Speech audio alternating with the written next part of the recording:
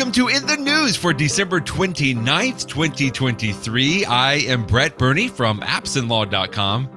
And this is Jeff Richardson from iPhone JD. Hey, Brett, how have the holidays been for you? It's been good. I can't believe it's over. The year is coming to a close.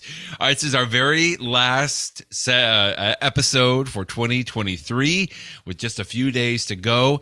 And we missed last week because, we just wanted to take some time off to be with the families and everything. But wow, Apple didn't take any time off. There was all kinds of news around the Apple Watch over these last few days. And this story, we probably should have just checked before we started recording, Jeff. There could have been something new happening in the last 30 minutes or so. The Apple Watch was available, then it wasn't available, then it was available. I think it's still available as of right now, but who knows in the next few hours. I've been watching this for weeks and weeks. And the thing is, knowing how these things go, I knew it could change at any moment. I've seen so much bad commentary on this too, Brett. People saying, oh, well, they timed it that they would be able to sell the Apple Watch until Christmas Day. Like Apple didn't time anything about this. It all had to do with court deadlines. So the post, when I started the iPhone JD this morning, I wanted to sort of go through and again, I'm not an IP attorney, so I don't know all the ins and outs of patent law, but I did wanted to go through a little detail about what's going on here. Yeah, you did great. We have this special type of court, this administrative law judge court in Washington, D.C. that allows for relatively quick proceedings, which is how you went from something being filed earlier this year or being filed relatively recently, and then to have the trial earlier this year, and then the first level review and the second level review. But, Apple had no control over the fact that there was going to be a decision released on October 26th, and that would trigger 60 days, which would just happen to fall after Christmas. But it certainly worked out well for Apple that they were able to sell all the Apple Watches that they wanted through Christmas Day. And then when the ban actually went into effect, it happened to be right after Christmas. And then for now, at least, they have the appellate court temporarily staying the ban so they can sell them again.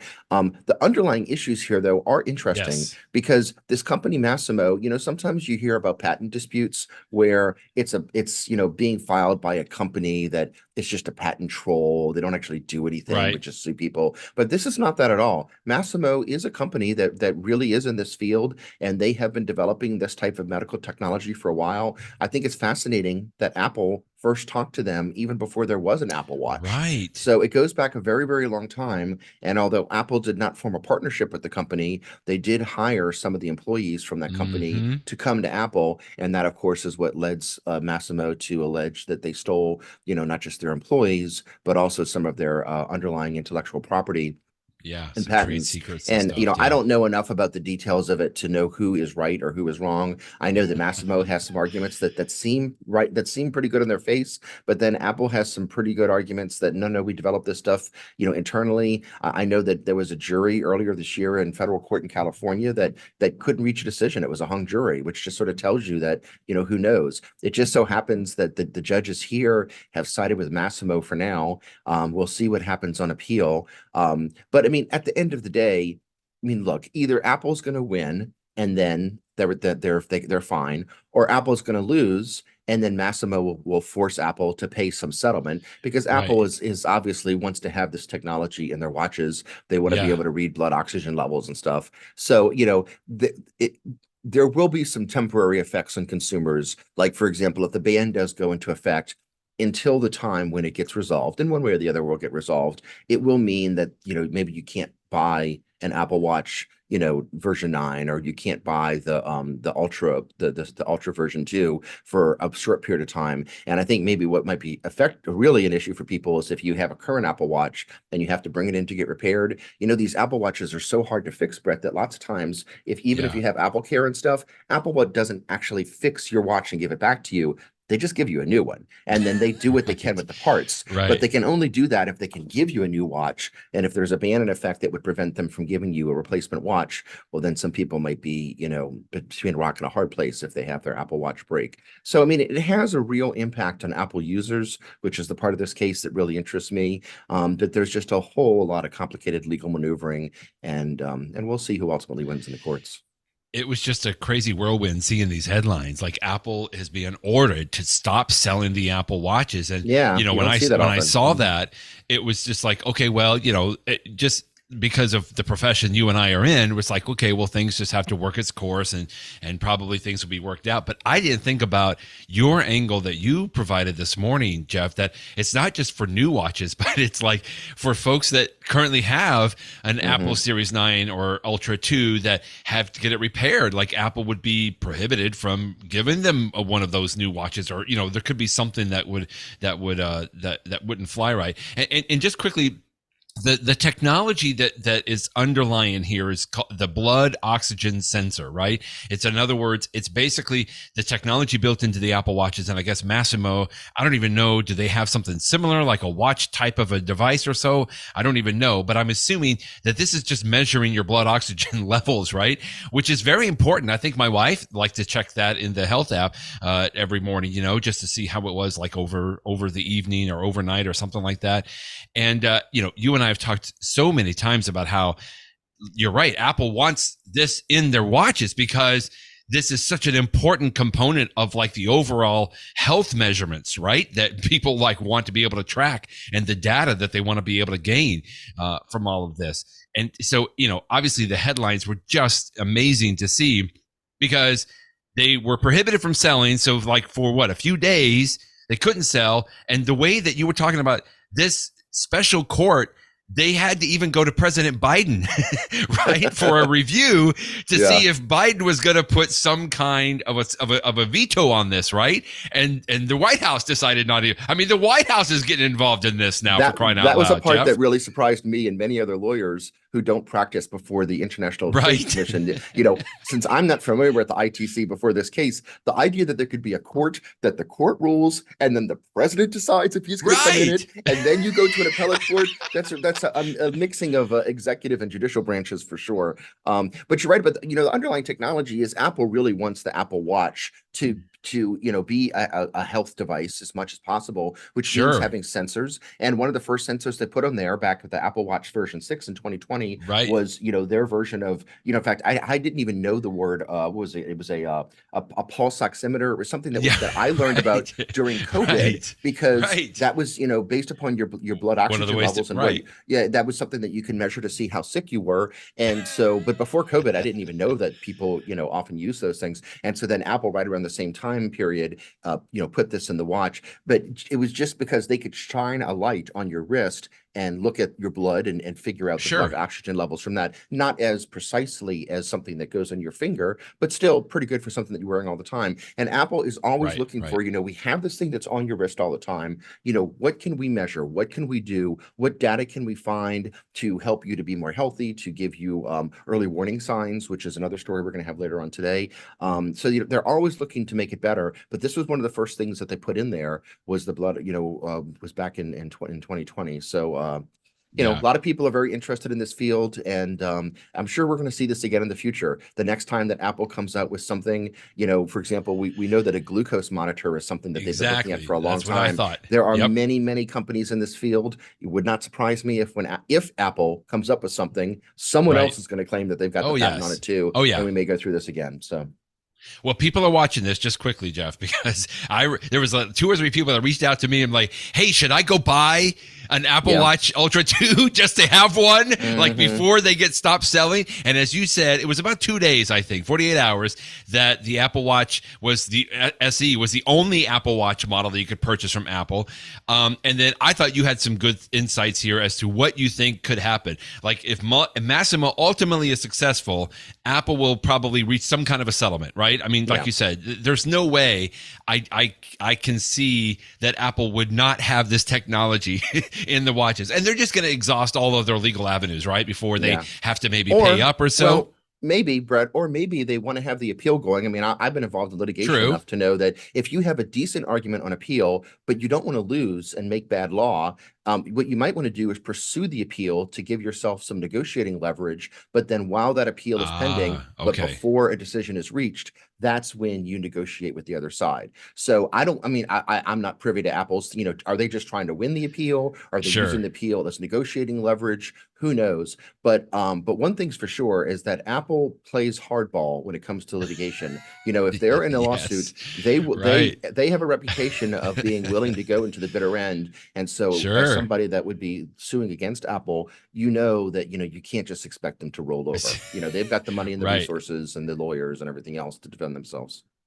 So, but right now, as we're speaking today on December 29th, you can purchase an Apple Watch 9 or an Ultra 2, correct? And so, I mean, that's the way it's going to be, at least for the foreseeable future, until we hear maybe something after the first year. Okay. In a couple of weeks, I suspect in the month of January, the federal appellate court will either say, yes, we're going to keep the ban in effect throughout the appeal, which could be many, many months, or they're going to say, you know what? We're gonna lift the stay, and it's the right thing to do. They have the ban in place, and who knows which way they're gonna go, but they're gonna make their decision in a few weeks. Goodness. And either we'll be back here again with more dire warnings that you can't buy the Apple Watch, or it'll be back to normal. We'll see. What a legal drama to watch, man. That's just nuts. That's just involved with the technology side as well.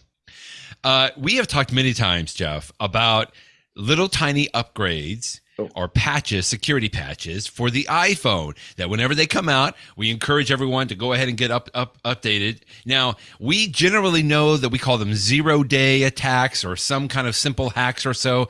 But this article that you linked to, I don't think I've ever seen an article, Jeff, that goes into as much detail that basically hurts my brain to look at it. I've never seen anything go through so much detail as to exactly how a 0-day attack actually happens. This was pretty fascinating to me, even though I barely understand even the first two steps here. The reason for the detail is because there was a security presentation. There's a small number of companies around the world that sell security software for computers. And one of them is Kaspersky, which is actually based in Russia, which has its own level of things because people some days don't trust, the country of Russia. But regardless, the folks that work at Kaspersky, I mean, these are true experts on security. So what they did is they detailed something that they had looked at that was in effect. I mean, it was in the wild being used from 2019 until December of 2022. So for 2 or 3 years, a small group of hackers, certainly the people that developed this, and I don't know if any others figured it out, had this exploit. And what's so interesting about it, Brett, is we have often heard that one of the scariest types of iPhone exploits is one that doesn't require the user to do anything. Obviously, if you download a bad app, if you use an Android device, for example, where you have alternate app stores, you might download an app that you think is app X, but it's actually app Y. But these things where you don't even do anything. And that's what this one started. It was somebody would send you a text message, and your iPhone, in processing the image associated with the text message, it would somehow trip something up in it, but without you even doing anything. So you wouldn't even have to open up the Messages app or even know that the message was there. But then the reason that you talk about it getting so complicated is that was just the start. Once it got this PDF file, then it exploited something in TrueType, which is the engine that's used to display fonts, and then from there it was exploiting something else, and it went through 8 different layers. I mean, it does make you think that the people that came up with this hack, oh my goodness, are these people smart? And not only are they smart, but what this article points out is that they knew something about how the iPhone works that Apple has never revealed. And it's something that Kaspersky says it's probably an internal testing tool. So maybe somebody who used to work at Apple and knew about this and left the company, maybe they exploit. But, it's something that none in the outside world had even known about. Someone really knew what they were doing to come up with this test. But once they figured out the hack, it basically, you could use it with impunity to get control. And, it's just interesting that it was out there for so long. So, when Apple releases security patches and we just sort of say, oh yeah, they patched a security flaw, blah, blah, blah, blah, blah. But these are the sorts of things that they are fixing that are so complicated, so detailed, and yet expose your phone to being taken over by somebody else. So install those security patches when they come out, and let the smart people at Apple and elsewhere figure out the details. But what we need to do is just keep our phones up to date.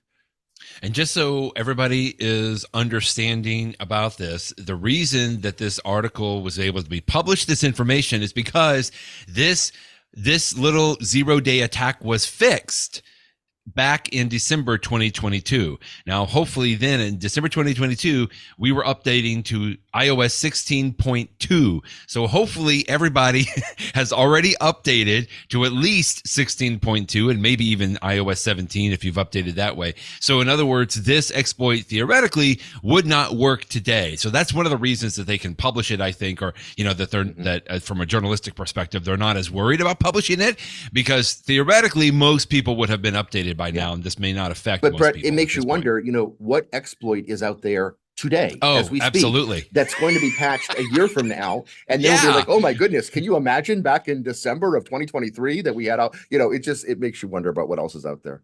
It just crazy. I mean, it starts off. I think I can get the first two of what there's maybe 20 different steps here. Attacker's iMessage account, got that. A PDF file. Okay, I understand that. So they send a PDF through an iMessage, and then there's a true type font exploit. And then at that point, I have no idea. I see Safari in there somewhere. Anyway, it is interesting just to kind of have a little bit of an idea, even for me, that I have no hope in basically understanding a lot of this, but just having a little bit of insight into some of this kind of helps. Nothing else just makes me even more confident, like you said, Jeff, to make sure that I upgrade to those small patches when necessary.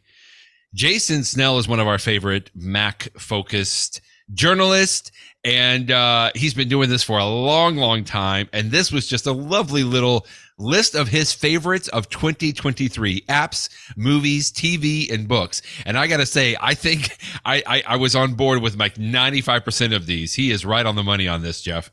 Yeah, I've seen so many of these posted at the end of the year, Brett, and I've only linked to a few of them. The ones that basically sort of I agree with, or that I think are pretty good suggestions. And this was one of them. He has a great list here of apps for the Mac, some apps for the iPhone, for the iPad.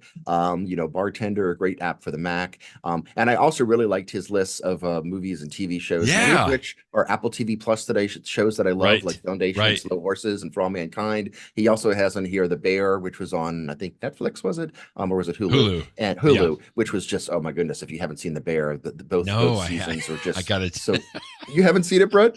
No, I keep seeing people talk about it. Oh my goodness. Okay. I don't know. I got to get Slow Horses season 3. I haven't even done that. I haven't started season 3 yet. I've been saving it for me. In fact, I think I might watch it this weekend for New Year's. But so good. The Last of Us on HBO. So it's a good list here of things to catch up on if you missed them. Even the books on his apps. Quickly, I just love this. He talks about Flighty, because that was one of the things. Obviously, I've talked about that many times. The other one, quickly, for the Mac, he talks about Bartender, which I have not used for all the years that Bartender has been around. This is a little utility that can help you arrange your little menu bar on the Mac. But maybe, I want to say about maybe 8 months ago, Jeff, I finally tried it out, and I'm just like Jason here says, it's a must-have utility now. Like I can't do without it. And then lastly, just to point this out, he talks about the Whisper technology here, which is using AI to transcribe audio into text. And I'll just say, from a little bit of inside baseball for anybody listening, I have been using some of this Whisper technology to basically create transcripts for our podcast. And it's just amazing to me, Jeff, how well that it works. I mean, you and I have been around long enough to know that people have always wanted a way to easily, transcribe audio into editable text. And there have been technologies that'll do it, but they are very cumbersome. They were huge. It took a long time, and they were not very accurate. This Whisper is amazing. I run it right here on my app, on my Mac, and I have an M1 processor. So it's not the fastest as probably what it would be on an M3, but it's just amazing to me how accurate it is, Jeff. And anyway, Jason talks about it. That's what he uses it for on here as well. But there's a lot of other uses in there. So great list. I'll make sure that we link to that as well. Can I just highlight that, Brett? Because, we haven't mentioned that in the podcast before. I find this sometimes I'll say, I remember hearing something like a couple episodes ago on a podcast that I enjoy, but then you can't remember what it was they were talking about. And you don't want to have to listen to the entire audio podcast again because it's so hard. But looking at a transcript, you can just sort of skim through it. And so I do encourage folks. I mean, we have the website. It's inthenewspodcast.com. And if you go to inthenewspodcast.com, you can see all the episodes. But when you click on an episode, there's a tab there that's called transcript. And That's like you right. say, you can see the trend. It's not perfect. It is not 100% perfect, Right. but it is more than good enough for you to get a sense of it and to skim through it quickly and see, oh, now I see what they were talking about. They were talking about flighty, or they were talking about bartender, or they were talking Right. about whatever. So it's something that you can use to find things in an old episode. And I guess in theory, it should be searchable by Google too. So maybe that's another way to do it as well. But yeah. Absolutely. And that's one of the do. I mean, there's all kinds of accessibility components and stuff like that we did, but we have been doing this for almost about a year, I think now, Jeff. And, you know, when I saw Jason Snell mention the Whisper app, I mean, there's so many applications for that technology. And that's just a great way, cool. I think, that a lot of people can be using even AI today. Good stuff. Apple Pay for the win. I got to tell you, over this holiday, purchasing season, I'm constantly now almost, I would say more than half of the time when I need to pay for something, whether it's gas or groceries or anything else that I go in person, Jeff, I am pulling out my phone instead of actually pulling out my wallet with a physical credit card. Apple Pay to me is just becoming just the norm, as it were, until I get to a store that either doesn't take it or they don't let me tap. And I got to tell you, I don't know why it frustrates me so much. It's more than it should. But I'm like, how can you not support that? Well, it seems like there's other people that are agreeing with me. This was a story you linked to from 9to5Mac, that Lowe's, the hardware store, is now finally accepting Apple Pay. Yeah, as it should. Home Depot has for a long time now. And, you're using your phone to pay. I'm usually using my watch to pay. I just find it, I tap my little thing on the side of the watch and bring up my credit card, put my watch right there on it, and I find it the fastest way to pay. And I so prefer to do that. Plus, it's a little bit safer than providing a credit card. I mean, there's so many reasons to do it, but for me, it's just speed and convenience. It just works so well that I wish I could use Apple Pay everywhere. And what I like about Apple Pay is, on the one hand, you've got the big stores that have tons and tons of franchises like a Lowe's or a Home Depot. They are implementing it. But even when you come up from the other angle, small businesses that may just be little mom and pop shops on a cool street, more and more they are using these devices made by companies like Square and stuff like that have these little card readers on it, our card readers. So they don't have to be part of some major conglomerate to have the technology to accept Apple Pay. And so the small businesses have it, the big businesses have it. I wish we would be at the point where everybody has it, but it's nice that you can get through so much of your day. I like it for my kids too, Brett, because as teenagers, I don't necessarily want them carrying around cash every place. Just from a safety standpoint. But I love the fact that my daughter, you can use her Apple Watch to pay for things at most anywhere. I mean, yes, it means that maybe she'll be paying for that coffee at Starbucks that I don't necessarily think she needed, but that's a separate issue of talking Thanks, Dad. To kids, and but at least she wasn't have a big wad of cash in her pocket or something. Well, Jeff, I have to tell you, they point out in here, and I thought about this as well. Home Depot actually does not accept Apple Pay right now. I could have sworn that they did, because what the story here is. Home Depot used to, and then they changed it. Okay. That's what it was. I forgot about that. Yes, that's right. Yeah. Because it says here, Lowe is the second largest hardware store chain in the U.S. behind Home Depot. Now, it's been a long time. It's been a few months since I've been to Home Depot, but I do remember specifically that I went in and I tried to use my phone, Jeff, and they said, oh, no, you can't use tap. They just like flippantly said that, and I kind of looked at them like, what's wrong with you? I'm glad that you corrected me on that, because they absolutely supported it for a time, and then they turned it off, which just sort of shows you how silly it is from a technological standpoint. They could support it, and then they did. They could support it. So yeah. And I'll just quickly point out another big store for me. It's a grocery store chain that's down in the South, at least when I go to Texas, is HEB. It's a huge grocery store chain, at least in Texas. I think that's where it's based out of. And I'm sure there's other places. And I got to tell you, so when I go down and visit family in Texas, Jeff, I will go to HEB's because that's pretty much the biggest store in town. And they don't take it. Like, again, I sat there and I'm just, I'm just accepting the fact I'm pulling out my phone and I'm banging it on the, on the little pay stopple there. And they're like, oh yeah, you can't tap. And again, I'm just like, how can you not tap in this day? I mean, to me, this is just inevitable, right? And I'm just glad that you linked to this today from 9 to 5 Mac, because if Lowe's is doing it, surely Home Depot and other competitors have to jump on. But I do like the idea, just like you said. I mean, it kind of democratizes, right? The idea like that everybody can accept it, in so many different places. Like I always think of like the farmer's market, right? The local farmer's market. Right. You can just go, and it's just so easy to take care of that. And I'm glad that they have the capabilities to accept that now. So I think we mentioned AI a little bit ago. I know we've mentioned it in the past because it's almost like a story that isn't really a story, but a lot of people kind of highlight the fact that, hey, Google is doing AI, Microsoft is doing AI, OpenAI is doing AI. Why isn't Apple doing AI? And I think we talked a couple of weeks ago about a story where they were talking with Johnny and a couple of the gentlemen, the executives from Apple, right? And they were like, you know what? We're not too worried about this. And sure enough, they knew things that, of course, we didn't know. And you linked to a story today. Apple quietly released an open source multimodal large language model in October. And that's really the same technology that OpenAI and others are using. So Apple is already on the bandwagon. Yeah, there's so many aspects of AI. There's things that Apple is already doing with AI and has been doing for years. And then you have, these sorts of, large scale type things. And it was interesting that they have partnered with, was it Columbia University, I believe, to work on this model, to have it open source so that people can be looking at it. It just goes to show you that there's all these, and I'm sure this is one of dozens of things that Apple, just like other tech companies, are doing to use to artificial intelligence. AI became the big thing earlier this year because of ChatGPT, and people thought, how cool is it that you can type a question and get an answer? And that is cool, and that is a part of AI which will continue to be really fantastic. I mean, heck, here as a lawyer, we're using this thing called Westlaw that has an AI built in, which is just completely transformed the way that I do research. It's really neat. But that's just one type of AI. There's other things that you can do with AI too, and so I'm glad to see Apple putting all the resources both internally and working externally with universities and in an open source way to just get at this in every which way possible.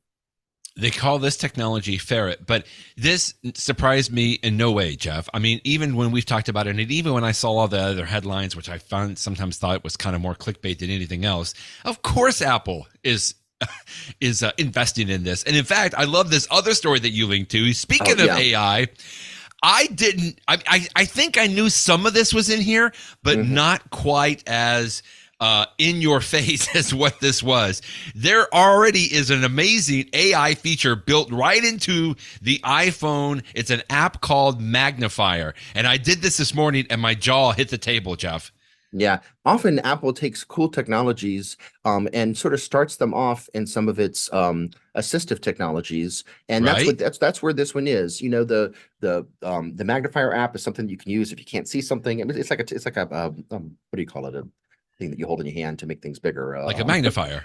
Exactly. And, magnifying glass. Magnifying glass. That's what I was looking for. But in addition to just making things bigger, the app has the built-in ability to actually identify it. So let's say really great. We're completely blind or just hard of vision. You can hold it up, and like you say, Brett, it's one of these things that when you try it, it's like, how in the world is this working? You hold it up and it's amazing. This is a tree. This is a plant. This is a such, it will read the headline off of it. It's like, wow, you really understand things in the world around you. And right now it's just in this one app, and it's just when you turn it on and stuff like that. But it really does make you think of a world in the not too distant future where your iPhone could have much more of a sense of the world around you. It already has the GPS. Add to it the ability for the iPhone to actually see the world around you. Think about technology like the Vision Pro that's coming up, like glasses. I mean, as all of this stuff comes together, Apple technology of whatever form, watch, phone, goggles, are going to just have this more and more of a sense of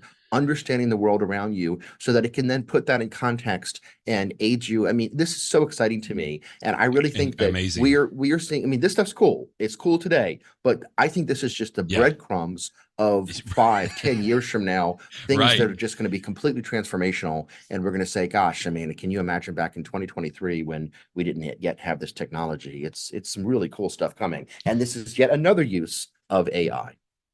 Just quickly, I was thinking, I don't know if it's quite AI, but just the fact that with today in the camera app that you can point it at a sign, right, that has text on it and it can recognize that text. I mean, we call that optical character recognition back in the old days, but I think there's a lot more going on now on that than just kind of recognizing each individual character. Second of all, the magnifier app alone is really cool. I use this a lot, Jeff. Like when I need, when there's like a little tiny piece of technology and you get that teeny tiny infinitesimally small text on it, right, that you have to read, I'll use the magnifier app to open that up and to zoom in and take a picture of that teeny tiny text, so I can have a picture of that.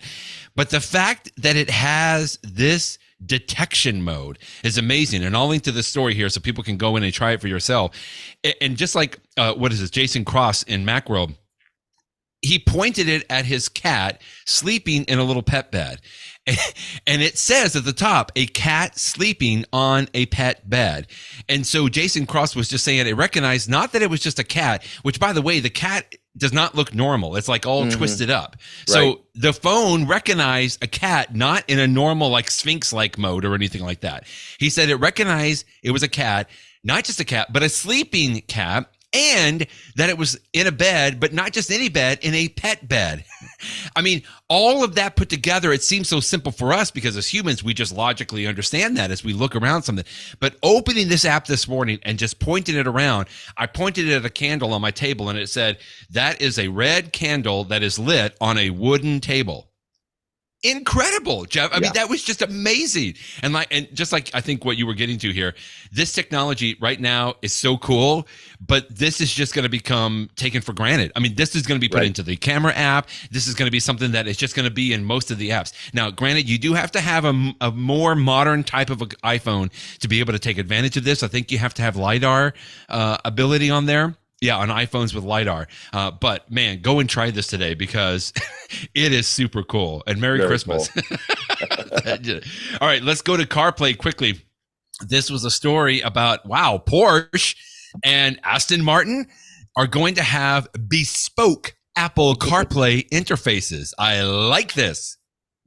We had learned, was at the beginning of this year, the end of last year, that Apple was going to have a next generation of CarPlay that would not just be a small window, which we have now, but it could stretch across the entire dashboard. And more important than real estate, it could in your car, it would incorporate more technology so that some things that your car natively would tell you, like your speed and how much gas you have left and those sorts of things, that could be built into the interface. And Apple said that they would have something to show off before the end of this year. And it's just a few days before the end of the year. Yeah, they barely made it. And it's only going to be in the two cars that you and I typically buy, of course, our Aston Martins and our Porsches. Oh, I've got three. But, so. Exactly. So it's just starting in these high-end cars, but at least they have something to announce. And so you can see a couple preview pictures, and these cars apparently will be for sale next year. Again, we joke because these are very expensive high-end cars, but I guess you got to start somewhere. And hopefully before too long, I mean, I'm waiting for this to bubble down to the Toyotas and the Hondas and stuff like that of the world. Yeah. But it'll be cool.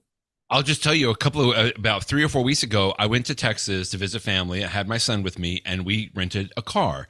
My son's very much into cars. So he picked out a Cadillac. It was an SUV Cadillac of some kind, Jeff, XTR or something. I'm not really sure. But here's the thing. And I've gone on record saying this before. To me, this became my Apple car because when I plugged in my phone, it had the regular CarPlay screen right there in the middle as it normally does. But Jeff, as you've seen on most modern cars, the entire instrument panel that was directly in front of me behind the steering wheel, there were no analog instruments on there at all. It was one big screen. Now, that screen showed the normal things you would think, like the speedometer and the odometer and the gas gauge and everything. Or, Jeff, I had the option of keeping my CarPlay screen showing whatever I wanted on the regular CarPlay screen on the console. And the entire screen behind my steering wheel basically became Apple Maps. It was a huge map that was there. I was enthralled, Jeff. It was so great because that took advantage basically of the additional screens. Does that make sense what I'm saying there? Yeah. It was just great. And at the very below the map, it had like your speedometer in numerals, right? And it had like your odometer. I mean, you could customize it exactly the way that you, to a certain extent, the way that you wanted it. But it was just so neat that I felt like I had two screens in my car that I could be controlling via CarPlay. And for me, it wasn't quite an Aston Martin or a Porsche, but to me, when I saw the story, I started thinking about that. And you and I have talked about CarPlay often, as I said. I mean, it was just neat that I could customize that experience in that rental car without having to kind of like change my typical, driving habits to that car. If that makes a little sense, I was able to turn it around, and that's really cool. That's where it's going to go. That was a 2023 model, obviously, and I was just thrilled with that. Okay, so we did the watch, we did the iPhone, of course, we did the CarPlay. Let's talk about the iPad, which hasn't had a lot of news. In fact, nothing was happening this year, I don't think. And so everybody's been anticipating what in the world is Apple going to do with the iPad next year. And this was a good article in Macworld from David Price talking about, well, here are some things, Apple, that you could consider for the newest iPad in 2024. Yeah. And, who knows what we're going to do. Some of the ideas he has in here, I think that Apple both should and probably will do. Others, I don't know. He, for example, says that they should simplify the line and just have the iPad Air and then have the iPad Pro. Because, with the mini and everything else, I guess you could argue there's some confusion there. On the one hand, I understand his argument. On the other hand, iPad mini is a device that people love, that small size form factor. And the name iPad mini is one that people are very familiar with. So I don't know that Apple would get rid of that name just under the case of simplicity. On the other hand, I really do think that and hope that the next version of an iPad Pro really pushes that word Pro. The processors, presumably they'll have the M3s and stuff, and they will be even more powerful. And we want to see Apple really take advantage of that. So I would love it if they had an iPad Pro, an Apple Pencil Pro, things that brought next level features. I would really love to see that. There will, at this time next year, Brett, we will look back and say, why was it in 2023 that there was nothing happening on the iPad? My hope is that the reason for the lack of activity this year is because Apple has some really cool stuff planned for the iPad next year. And so, so we shall see. So he has some ideas there. People also think that the displays will get even better, which, already, I mean, I tell you, good already. Yeah. Just yesterday, Brett, I was looking at some pictures on my iPad Pro, 12.9 inch, some pictures that I had taken on Christmas Day at my house. And, I took them with my iPhone, which has such a beautiful, wonderful camera with the HDR. So the brights are really bright and the colors really pop. Right. And when I was looking at those pictures on my iPad, which has a very, very nice screen that has, I forget how many nits this thing goes up to, maybe 1600, those pictures really popped. And I'm like, wow, this is, something that even with my regular SLR camera, I don't get that same, highs and lows of colors. And I'm like, gosh, these pictures look just so beautiful here. I'm enjoying watching the pictures because they bring back memory, but I'm also enjoying the pictures themselves because they're so wonderful. So, hopefully Apple will continue to push that even more with even better screens on the iPads. We shall see, but I'm very much looking forward to it. And we may not wait that long because there was a time when Apple would often introduce new iPads in the spring, right, Brett? We often saw those. That's what I was going to ask. So maybe March is not that far away. That's what I was thinking. It'll just be a few months when we get to see something really cool. We'll see. That would be good. And I know even Mark Gurman not too long ago talked about this, right? And so that is the projection. But yeah, that'd be great. I would like to see something in March. Let's go. I don't think my billfold would enjoy that, but I'm ready. That's true. That's true. That. Let's go to the Where You At segment, Jeff. A couple of stories quickly. This was a nice little, I thought, an overview of how the iPhone satellite SOS feature not only has been saving lives, as we have been traditional to support in the podcast here, but I just like that some of this gave a little bit of insight from the actual first responders, which they're calling this feature a game changer, and the fact that it's just made their job even easier to be able to go out and rescue so many people over these last few years. Yeah, the publication that this article is in is Backpacker. And so, they're really focused on people that are, almost Right. necessarily off of the grid, right? You're hiking on a mountain and you're not going to have good cell range, if any cellular service at all. And so you're in a situation where if you get hurt and you need to call from help, you need to call for help. Satellite service is really your only option. And the thing, this is a nice sort of year in review because she has lots of stories that she's collected, some of which we've heard about in the past, some of which were new to me. But in the common theme throughout these stories is the rescue people saying that what's often most important in these rescues is getting there quickly, because during those first few hours, that can often make the difference between life and death. Right. Because if you're bleeding out or another situation, something happens. And, without having access to satellite technology, just getting the word out, or the trouble, the trauma that you put on your body, if you can move, to get from where you are to where you can call from help, and then waiting for the help to come, that's the thing that will make the difference between life and death.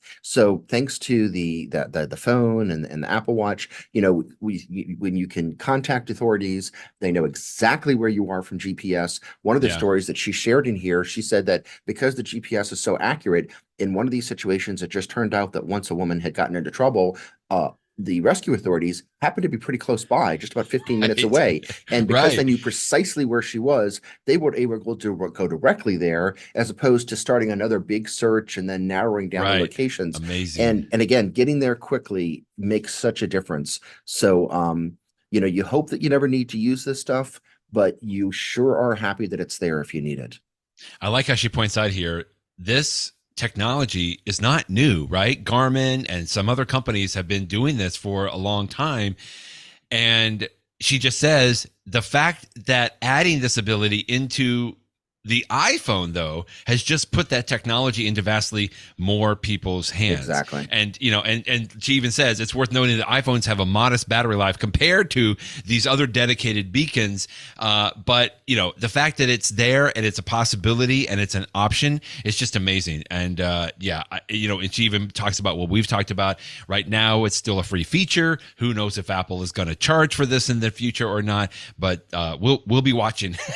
I feel like that they're not going to, and at some point something will get ironed out on that.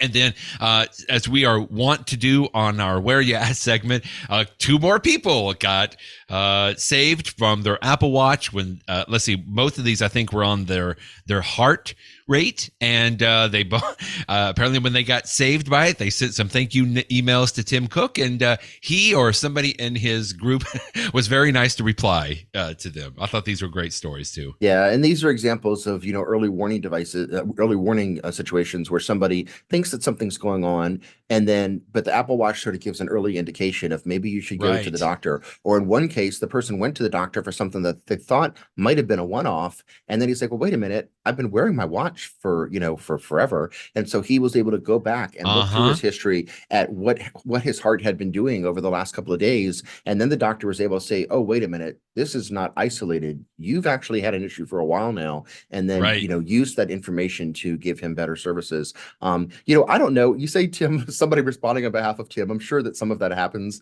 But from what I've read from interviews and stuff, I do think that Tim Cook, Apple CEO, does spend a portion of his day every day looking at least a small subset. I mean, maybe somebody calls out the thousands of emails that he gets and just gives him a select number to look through. But I actually do have a sense that it's actually Tim looking at this. And in between these types of stories, Brett, and the ones that we just talked about, I mean, the device, it's literally saving people's life, whether it's a satellite or whether it's your heartbeat. Right. I mean, that's pretty cool that the technology that you love to use also can, in certain situations, save a life of you or a family member. I mean, that's pretty cool.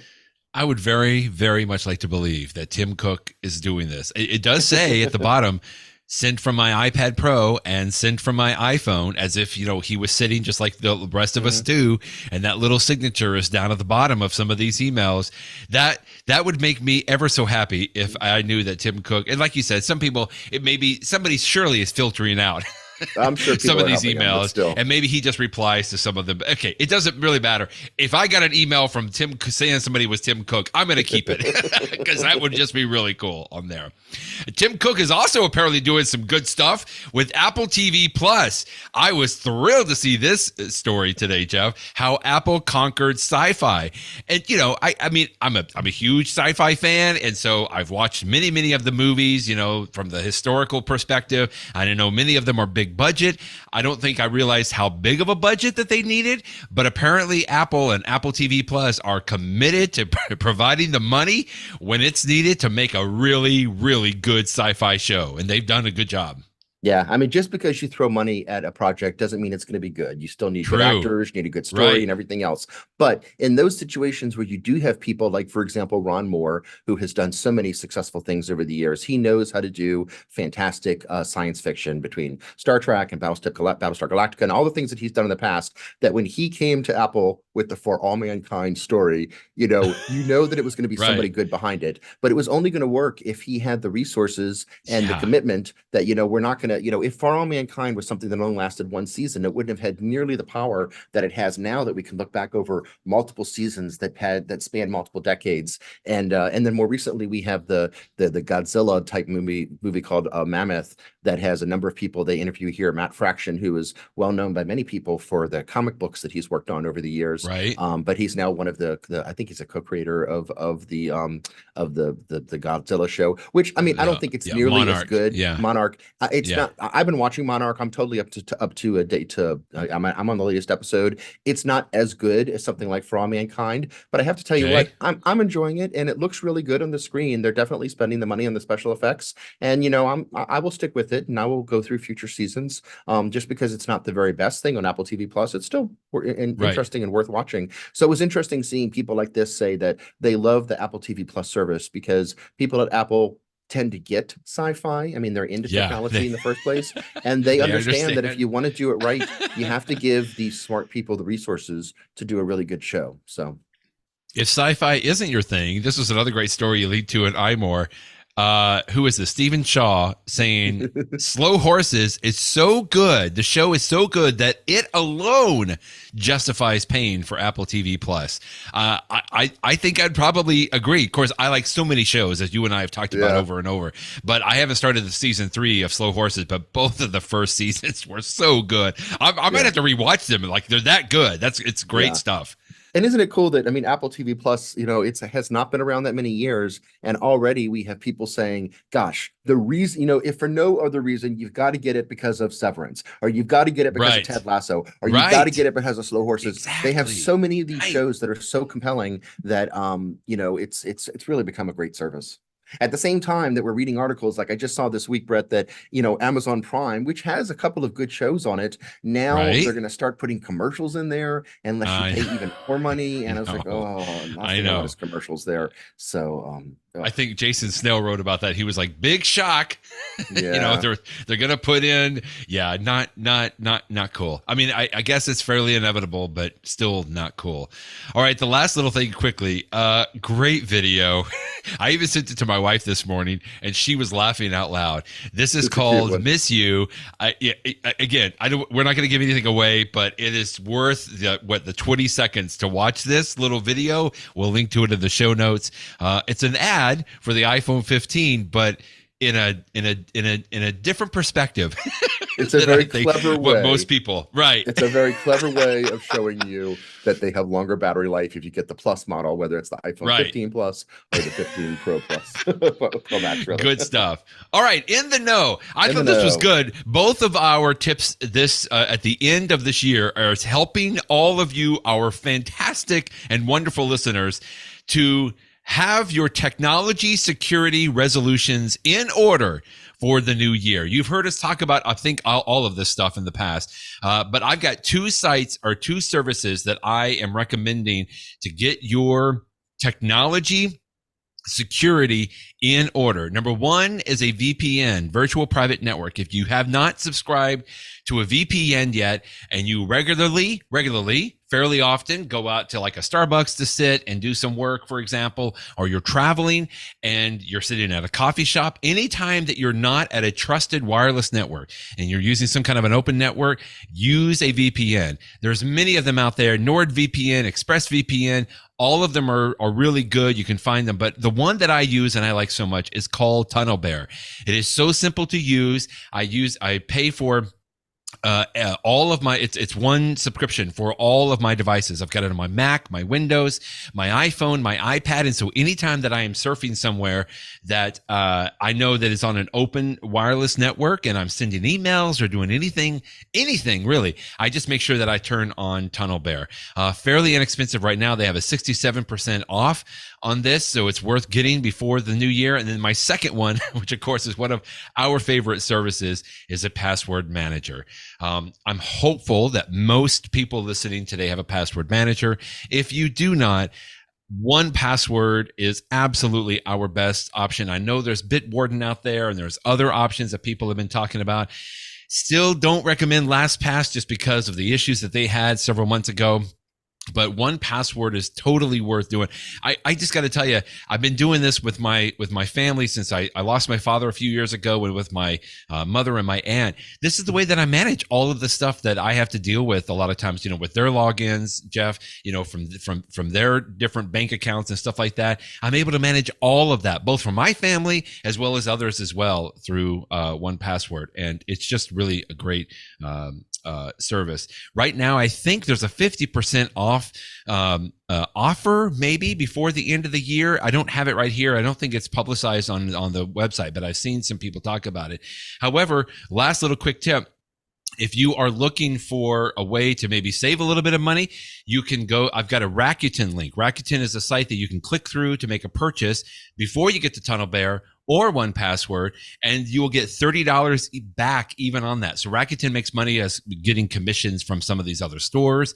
And so I'll have that link in the show notes. If anybody is interested in using that link, you don't have to, but if you wanted to get $30 back as well. So in other words, you can use Rakuten, sign up for it, go to either 1Password or TunnelBear or both, and you will even get $30 back through Rakuten. So it's a win-win. It's a no-brainer, I think, for a lot of folks to make sure that at the end of the year, you are ready for your technology security buttoned up for 2024. And those are my technology security resolutions for 2024, Jeff. Yeah, those are good suggestions for, simple things that people can do in the new year to improve their security. I especially underline having a password manager. You and I have already talked earlier in today's podcast, as we always do, about installing Apple security updates when they come out. That's another simple thing that you can do. And the last one that I was going to mention, and we've referred to it in the past, earlier in the beginning of this year, Joanna Stern at the Wall Street Journal had this report on how people were stealing iPhones. And I just want to use this opportunity to both plug a follow-up she did and to emphasize the message. The follow-up is I have links to an article in the Wall Street Journal, and the video is either on the Wall Street Journal, or you can also watch it on YouTube too. She recently went to a jail and she interviewed somebody who had actually been doing this and was arrested and is now in jail and incarcerated because he had been stealing people's iPhones and getting their passwords. And, the key of the story is you have to protect your iPhone passcode, whether it's just a simple 6 digits, or what I encourage you to do is make it even more complex than that, make it longer, make it more, you can either use letters and numbers so that it's harder for someone to get it. But the key is to protect it, because when Joanna Stern interviewed this person in jail, he said that sometimes they would use it where he was trying to talk to somebody and somebody else had a camera and was looking to see as you put the numbers in. But he said more often than not, people would just right there in front of him type in their passcode and he saw it. Or what he said he would do is he would say, let me see your phone. I'm gonna give you my Instagram. I'm gonna type it in for you. And then he would say, oh, your phone is locked. Of course your phone's locked because he just locked it. And then he'd say, what's your number? And the person would say, oh yeah, you can just type in my number. It's 1 2 3 4 5 6. It's okay, so he'll type it in. But as he's typing it in, he's of course remembering it. Of course, memorizing somebody, either he or someone else steals the phone. And then once you have the passcode, And not only do you have access to the phone so you can resell somebody's stolen phone, that's just the tip of the iceberg. The real problem is that you can then use the phone to, and he said millions of dollars that, they would use the phone to buy things at stores, to drain your bank account. And so again, we've talked about the story before, but my message is this: going into the new year, be very careful about what your passcode is. Use something that seems secure. And, when you put it in, pretend like it's your PIN for your ATM card. Exactly. If you were typing in your ATM card to get money out of the bank, and somebody was just standing there right next to you that you don't know, you would hide it. You would hide it, or you would say, "Excuse me, can I have some space here?" Treat it the same way, because it is not just unlocking your phone. It's the key to so many financial things and so many security things and all of your pictures and everything else. Be careful with it, and just through simple, carefulness, it can make such a huge difference in preventing yourself from being a victim. So that's my big security tip for 2024. Yeah, and this other thing quickly, I think you linked to, then in iOS 17.3, which just came out not too long ago, has the device protection. Coming out. Oh, it's coming. This is not that's out. Right. That's right. Okay. This is Apple has right. The beta is in place right now. They have something called advanced device protection, and it's not going to. The problems that I just talked about of having somebody steal your device because they know your code, you don't solve all of the problems, but it solves some of the problems. It's something called stolen device protection. It's an optional feature that you can turn on once you have 17.3. 17.3 is not out yet. My guess is it's going to be out at sometime in January of 2024. Yeah. It could go back a little bit, but that's my guess, is that in the next 4 weeks, we're going to see 17.3, and 17.3 is going to have a number of new features. But one of them that I promise you I'll be talking about on this podcast when it's out is this stolen device protection, which just makes it a little bit harder for somebody to take over your life by stealing your phone and your passcode. But again, you can avoid this problem completely by just protecting your passcodes so that they don't have it in the first place. That's right. Just making sure that you are not giving it out to anybody. And I see this all the time. I mean, truly, like, just in friends and family and all. And I don't know. I mean, obviously it's family, but just emphasizing that again and again. It's like, just be so careful. I mean, even like my daughter, going off to school, it's like, I just try to emphasize to her, like, just don't share it with anybody, because they're constantly snapping things. Anyway, just some good heads up for the new year. Speaking of which, Happy New Year, everyone. If you're listening to this in the next few days, it has been kind of a wild ride in 2023, but a lot of good stuff. And I don't know, I'm just even more excited for 2024, Jeff. I think there's going to be a lot of stuff we'll be reporting on in the next year. 2024 is going to be fantastic. We hope that there's going to be new iPads. Of course, there'll be a new iPhone later in the year. The Apple Vision Pro goggles are coming out. I really think that 2024 is going to be an incredibly exciting year in the technology, the Apple and related technology that we talk about here on the podcast. So I can't wait. I'm really excited. Here, let's bring it on. We'll talk with you next week and next year, Jeff. Thanks, man. Talk to you soon. Bye-bye, everybody.